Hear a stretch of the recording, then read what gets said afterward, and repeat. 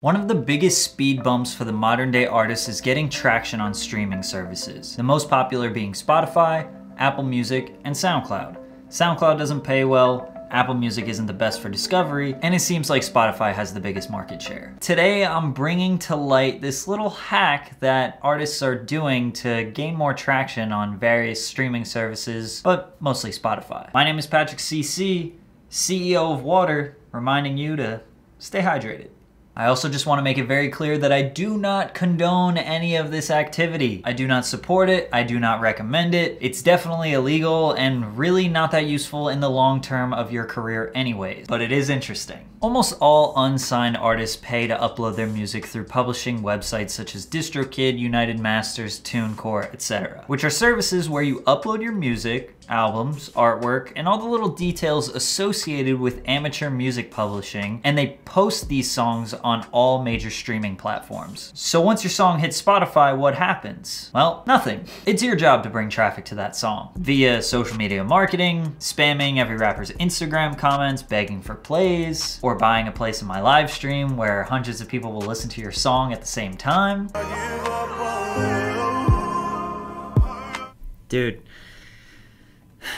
He's so fire. Sorry, I had to. But in all seriousness, bringing traffic to your pages and getting more streams seems pretty much impossible these days. Until now. This very little simple trick that people have been doing is essentially just listing a well-established or famous artist as a feature on a song that they are not featured on. For example, this song, Love You, is listed to have an Ian Dior feature. She wanna love us crazy. She got her mind on babies. Talking so much lately.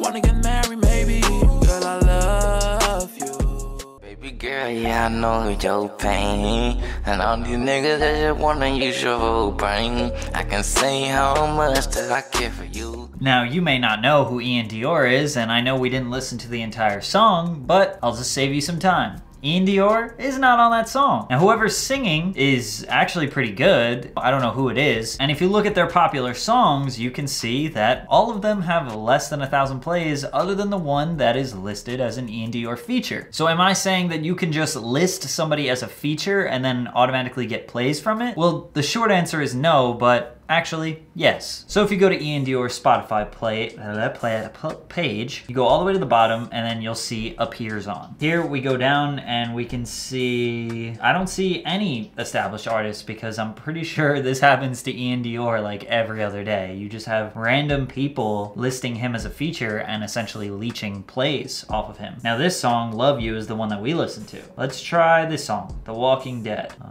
Emotions. You don't even know my pain. You see I'm driving insane. Even I am not okay, you know. You see me smiling all the time like everything is just fine. It's not bad. It's just a hook. There's not even a verse in the middle. And no, Ian Dior, again, is not on the song. So before, we saw an artist gain 80-something thousand views and had never had a song cross over 1,000 plays before. And the same thing here. This artist never gotten over 1,000 plays on a song and now has 41,000 on this song. And it's actually funny, while I was filming this video and preparing it, Anthony Fantano put out a tweet. He said, this says clips, but it ain't f***ing clips. Are you telling me I can just upload a song and say it's by Jay-Z and it'll just turn up in his Apple Music section right now? Well, the answer is yes. It's really that simple. You can just list anybody as a feature, and I don't really know why or how, but it seems to happen all the time. Let me show you another example. So there's another sneaky way that artists can get around this that's kind of very much up for debate. So you have this song, D to the A Freestyle, which is a song by T Grizzly. However, this is a different artist, and they're listing T Grizzly as a feature. Call me Jason, think my guns on no karate, just the way that should be kicking. Shit, I made you, but I sell enough occasion. I don't really trust too many, cause these people switching faces. More shit is said and done, but niggas way too scared to say it. Again, I'll save you the time. T Grizzly is not featured on the song. Now this artist actually has a few songs on here. T Grizzly, You also have one by Meek Mill on here, and you also have a fake NBA YoungBoy feature. He's essentially listing them as a feature when it's really their beat, so you could say maybe it's an honest mistake, or maybe he's in some way trying to give credit, trying to give him the benefit of the doubt, but for the most part, it still seems like they kind of know what they're doing here. And if you look at the plays, again, that one has 141,000 plays. The so-called Meek Mill feature has 38,000. The NBA YoungBoy feature has 34,000. So that is a total of over 200,000 plays generated from arguably just cap. And if you understand anything about streaming, that means that these people are earning money from that, therefore lying about features, not only getting views and attention, but also getting paid and making money off of essentially somebody's name that's way bigger than them. And let me just give you my third and final example of how people are kind of sneaking their way through the system. Producers, they're getting streams on their beats by listing artists as a feature that are not on the song. You have this one listed as a 6ix9ine feature.